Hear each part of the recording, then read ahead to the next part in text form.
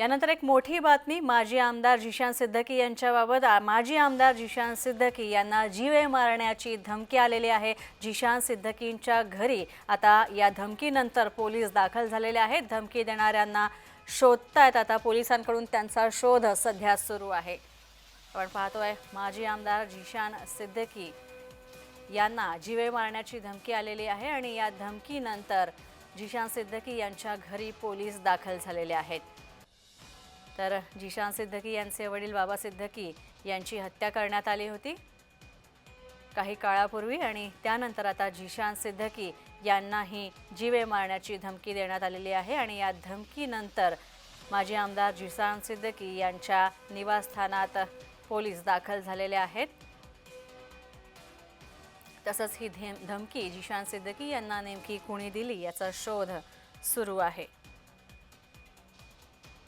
Mahendra Joel आमचे प्रतिनिधी आमच्यासोबत आहेत। महेंद्र, खरं तर जिशान सिद्दकी यांच्या वडिलांची हत्या करण्यात आली होती आणि त्यानंतर आता काही दिवस उलटल्यानंतर काही महिने उलटल्यानंतर या घटनेला जिशान सिद्दकी यांना सुद्धा ही धमकी आलेली आहे।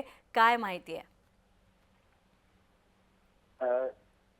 जिशान सिद्दकी याच्या वडिलांना जे ते पाहायला गेलं तर ज्यावेळेस दसरा मेळा होता त्यावेळेस रात्री त्यांच्यावरती जे ते हल्ला झाला होता आणि त्यांचा त्यामध्ये मृत्यू झाला होता। मात्र या सगळ्या गोष्टीवरती आरोप जे ते पकडले गेले होते, पण मात्र आता पुन्हा एकदा जे जिशान सिद्दकी म्हणजे बाबा सिद्दकी यांचा मुलगा जिशान सिद्दकी याला सुद्धा जे धमकी मिळाली आहे आणि त्याला जीवे मारण्याची धमकी मिळाली। या संदर्भात पोलिसांचं एक पथक आहे ते जिशान सिद्दकी यांच्या घरी पोहोचलंय।